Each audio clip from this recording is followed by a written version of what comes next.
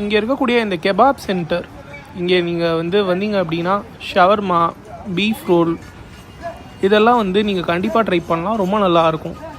80 ருபீஸ்க்கு ஒர்த்தாக நம்ம ஒரு பீஃப் ரோல் சாப்பிட்லாம். இங்கே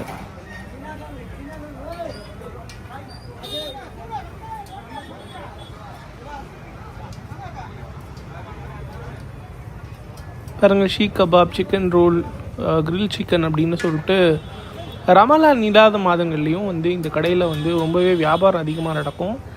ஒரு தள்ளு வண்டியில் வச்சுருக்கக்கூடிய சமோசா, பருப்பு வடை, மெது வடை,